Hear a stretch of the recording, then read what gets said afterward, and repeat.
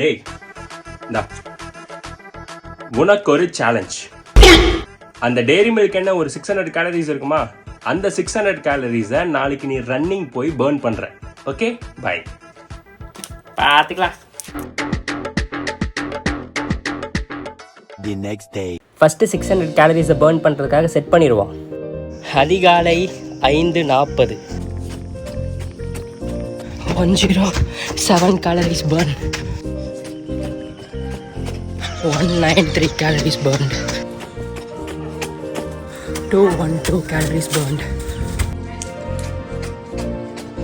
301 calories burnt. அப்போ 513 calories burned. Challenge completed.